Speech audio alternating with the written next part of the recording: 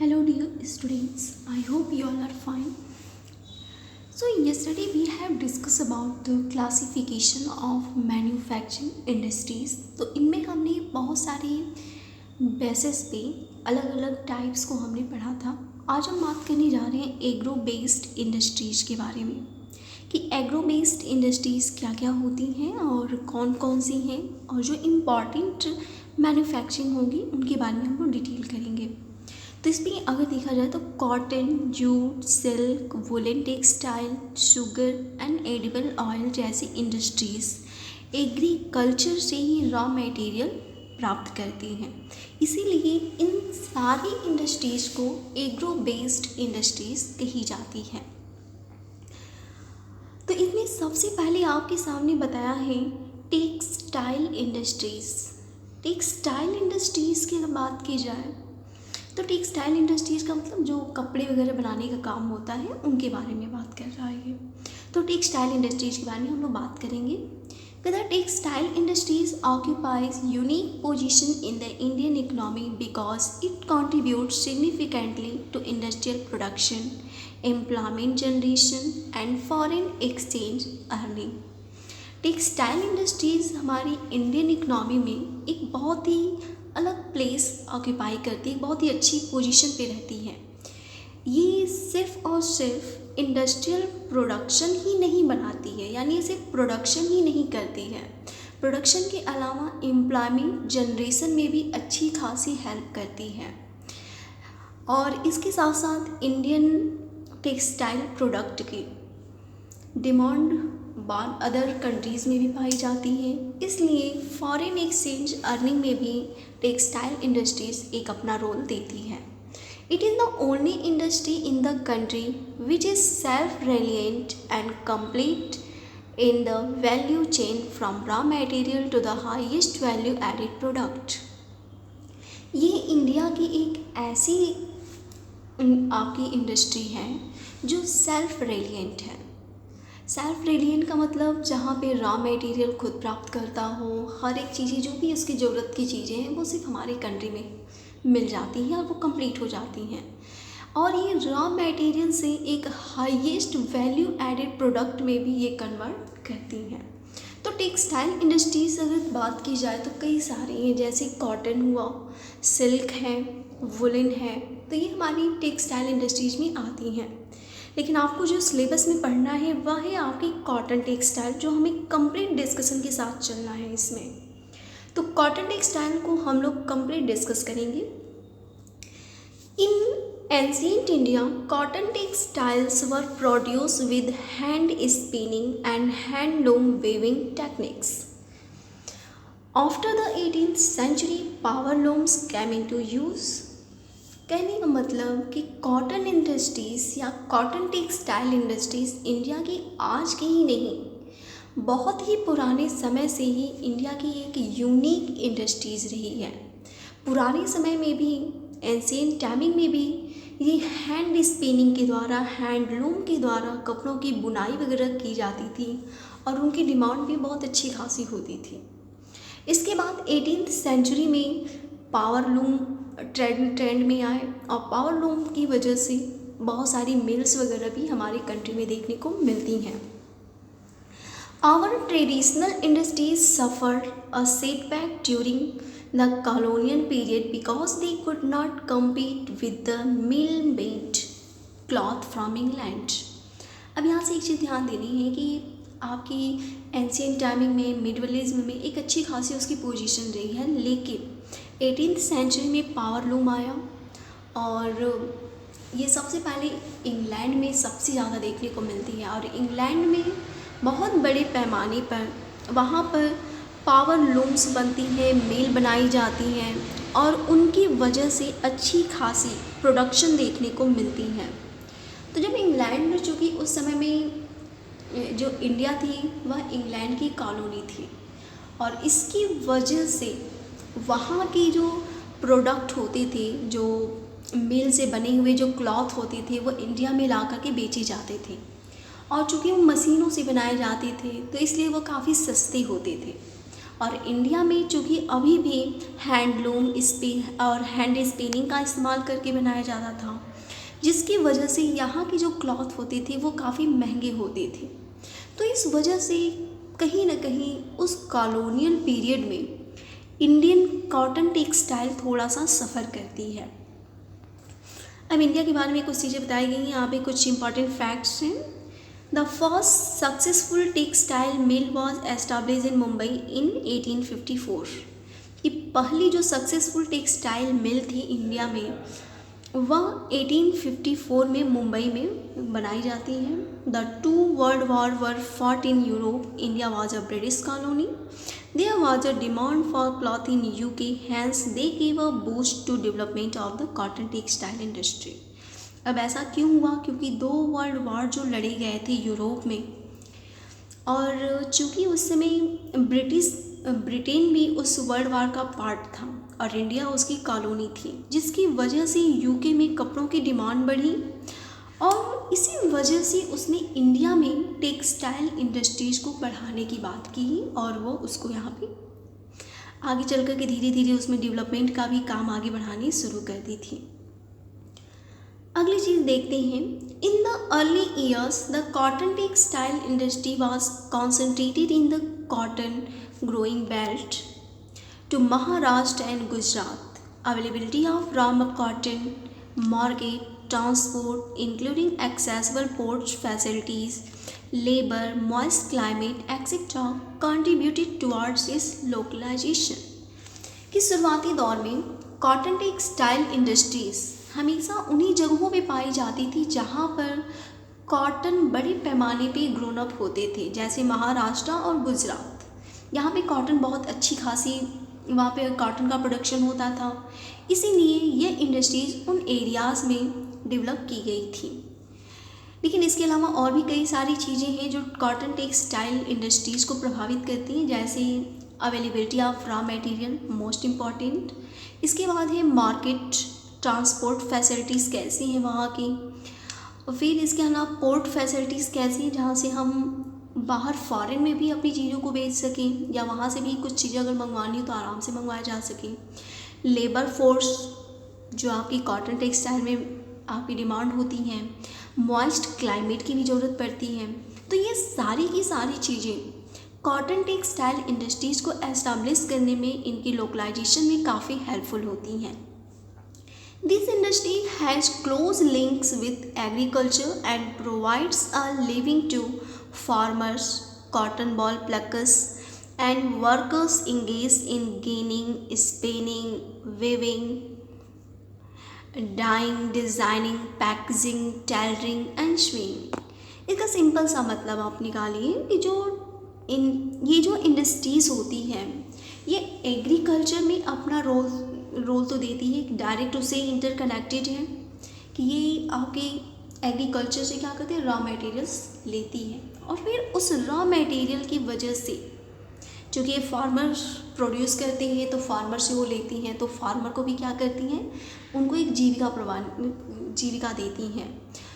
जो cotton ball pluckers हैं जो उस बॉल को निकालते हैं, यानी जो कॉटन के जो फूल होते हैं जहाँ से उसको निकाला जाता है, तो उनको प्लकिंग करने वाले लोगों को भी काफ़ी ये अच्छा खासा लिविंग प्रोवाइड करती हैं। वर्कर्स जो उसकी गेनिंग, स्पिनिंग, वेविंग जैसे कार्यों में लगे रहते हैं, टेलरिंग करने वाले पर्सन हैं या जो डिज़ाइन करते हैं, पैकेजिंग करते हैं, इन सारे लोगों को भी वह कहीं ना कहीं एक एम्प्लॉयमेंट प्रोवाइड करती हैं। अब यहाँ पर एक छोटी सी चीज़, यहाँ तक आ गई तो एक चीज़ आप लोग यहाँ पर देख लीजिए, ये एक छोटा सा चार्ट है, इसको देखिए। सबसे पहले फाइबर प्रोडक्शन, ये सबसे पहले होता क्या है कि हम कॉटन से क्या करते हैं, फाइबर बनाते हैं, तो वो कहलाता है रॉ फाइबर। फिर हम उसकी स्पिनिंग करते हैं, स्पिनिंग करके हम उससे धागे बनाते हैं। फिर उसको यार्न से, यानी जो धागे होते हैं उसको हम क्या करते हैं, नीटिंग, यानी उनकी बुनाई करते हैं। अब बुनाई करके हम क्या करते हैं, फैब्रिक यानी कपड़े बनाते हैं।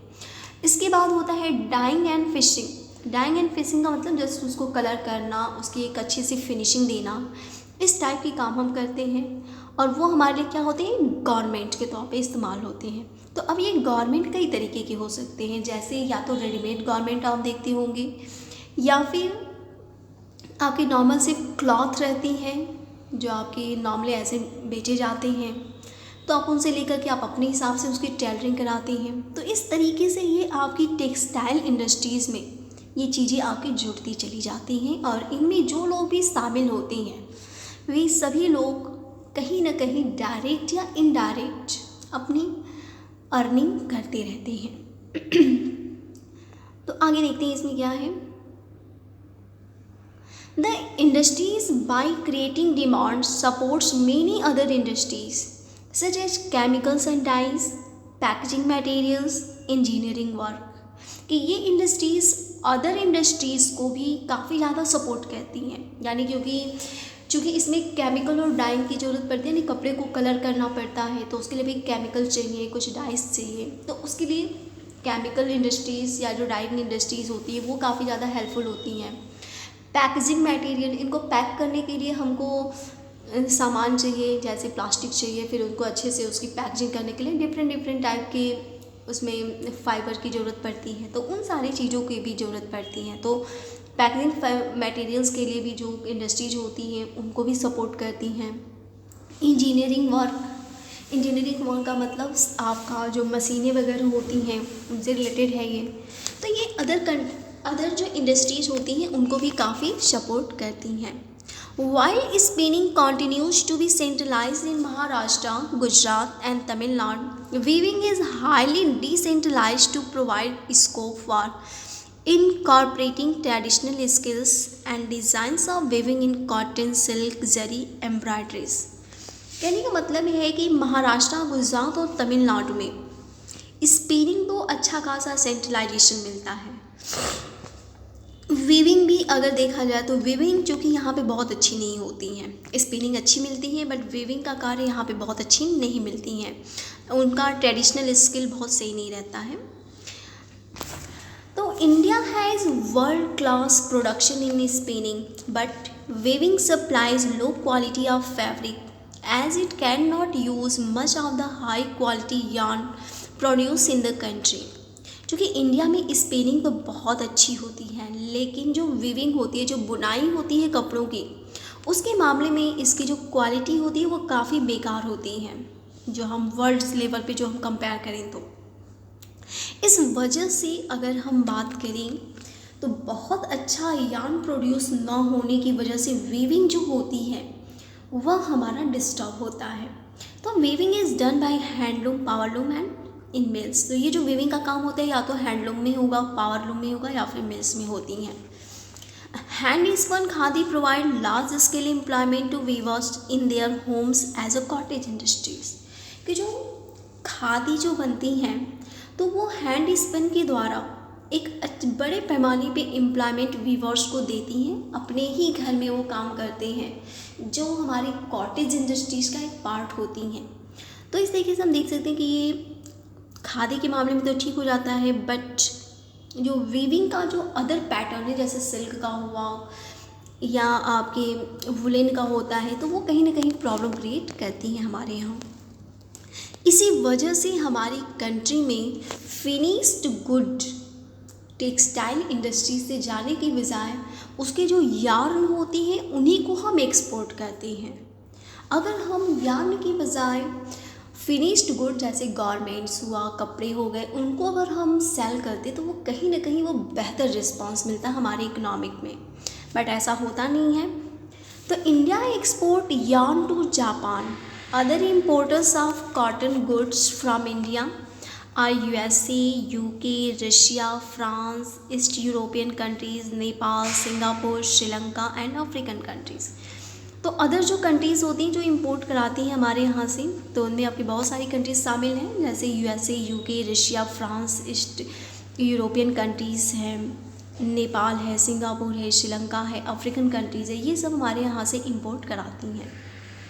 हम कहें कि हम इनको एक्सपोर्ट करते हैं, तो ये सिर्फ और सिर्फ यार्न हम बजाते हैं, कोई क्लॉथ हम नहीं बेचते हैं। We have a loss here in the world trade of cotton yarn.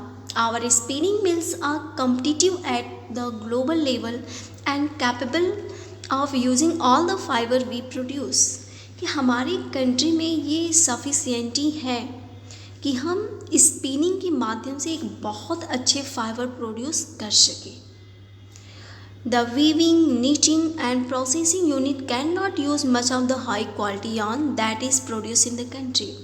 और नीटिंग और वीविंग के द्वारा जो यार्न या जो हम फैब्रिक प्रोड्यूस करते हैं वो बहुत अच्छा नहीं होता है।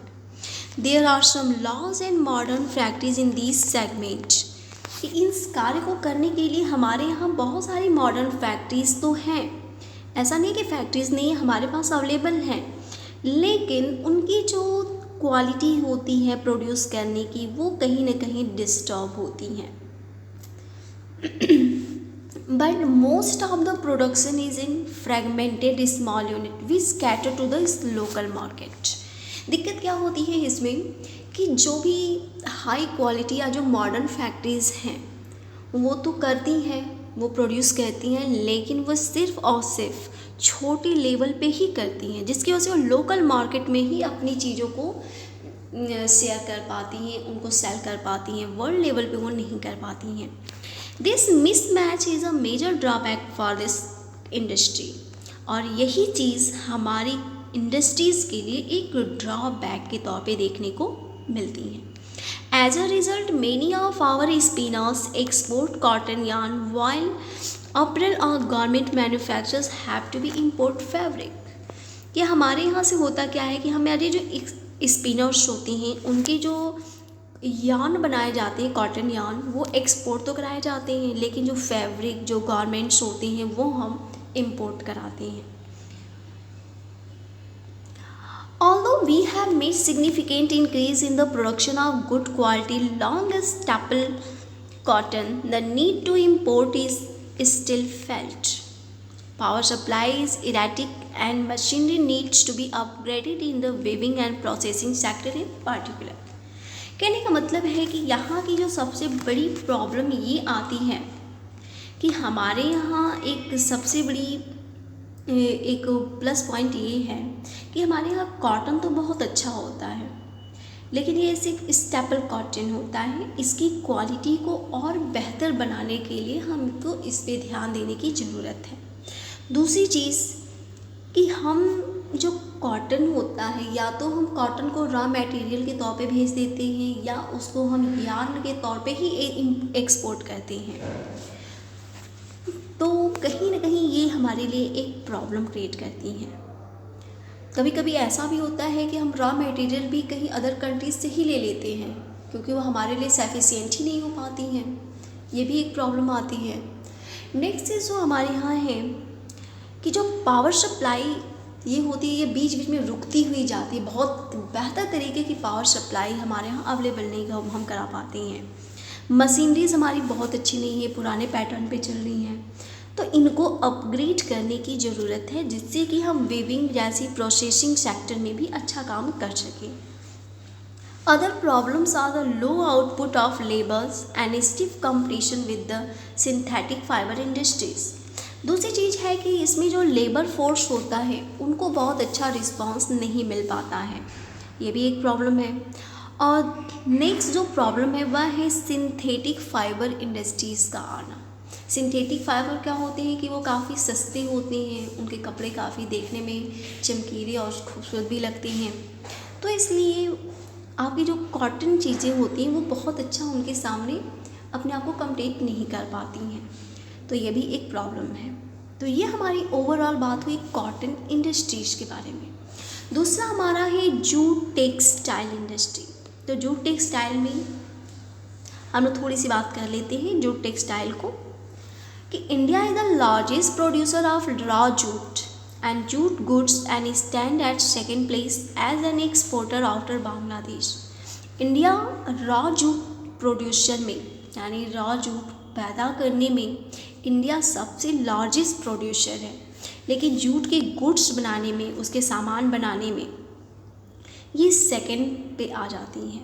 जैसे कहने का मतलब क्या कि हम प्रोड्यूसर के मामले में तो एक अच्छी खासी फर्स्ट पोजीशन पे हैं, लेकिन हमको अगर एक्सपोर्ट करना है किसी कंट्री को या एक्सपोर्ट के मामले में देखा जाए तो बांग्लादेश हमारा फर्स्ट पोजीशन पे आता है और हमारी कंट्री सेकेंड पोजीशन पे आ जाती है। Most of the mills are located in West Bengal mainly along the banks of the Hooghly river in a narrow belt. Maximum जो जूट मिल्स हैं वह हुगली रिवर के आसपास में वेस्ट बंगाल में ही दिखाई पड़ती हैं, जो एक काफ़ी पतली बेल्ट होती है। बहुत अच्छी वहाँ पे लोकेलिटी नहीं है, लेकिन जूट के लिए वो एक अच्छी लोकेशन मानी गई है। इस वजह से वहाँ पर हुगली रिवर के आसपास में अधिकांशतः जूट मिल्स हमारी देखने को मिलती हैं। Factors responsible for their location in the Hooghly basin are, या अभी क्यों ऐसी है कि हुगली रिवर के पास ही क्यों इनको देखा गया है, तो उनसे रिलेटेड अब चीज़ें देखते हैं। पहली चीज़ है proximity of the jute producing area, कि यहाँ पर जूट प्रोड्यूसिंग एरियाज यानी जूट बहुत अच्छा प्रोड्यूस होता है। तो रॉ मटेरियल जहाँ होंगे तो नेचुरल की इंडस्ट्रीज भी वहाँ पे होंगी, नेचुरल सी बात है। अगला है इनएक्सपेंसिव वाटर ट्रांसपोर्ट, कि वाटर ट्रांसपोर्ट इन्हीं के पास अवेलेबल है, चाहे वो रिवर के रूप में हो या ओवरसीज़ के रूप में हो। तो दोनों लेवल पे वाटर ट्रांसपोर्ट बहुत अच्छा देखने को मिलता है। जो देखा जाए तो जितने भी ट्रांसपोर्ट सिस्टम है उसमें वाटर ट्रांसपोर्ट सिस्टम काफ़ी सस्ता होता है। अगला चीज़ है supported by a good network of railways, roadways and waterways to facilitate movement of raw material to the mills, कि अब यहाँ पर एक चीज़ तो हमने देख दिया कि इनएक्सपेंसिव वाटर ट्रांसपोर्ट तो अवेलेबल है, इसके अलावा रेलवे, रोडवेज और वाटरवेज का एक अच्छा खासा नेटवर्क इस एरिया में दिखाई पड़ता है, जो कि बहुत ही इजी वे में रॉ मटेरियल को मिल्स तक दे देता है, मिल से प्रोड्यूस चीज़ों को मार्केट तक भी पहुंचाने में हेल्प करता है। अगली चीज़ है evident water for processing raw jute, और रॉ जूट को प्रोसेस करने के लिए वाटर की भी अच्छी खासी अवेलेबिलिटी पाई जाती है। Cheap labour from West Bengal and adjoining state of Bihar, Orissa and Uttar Pradesh. इसके अलावा बहुत ही सस्ते मजदूर इनको मिल जाते हैं, जो कि वेस्ट बंगाल और इसके अलावा बिहार, उड़ीसा और उत्तर प्रदेश जो उसके आसपास का जो एरिया होता है जो इनसे जुड़ा हुआ है वेस्ट बंगाल से, उन एरिया से भी लोग वहाँ पे जाते हैं, ये जो चीप लेबर फोर्स के तौर पे वहाँ पे काम करते हैं। तो इस तरीके से देखें तो हुगली बेसिन का जो एरिया है वो जूट प्रोडक्शन के लिए बहुत ही बेहतर लोकेलिटी है।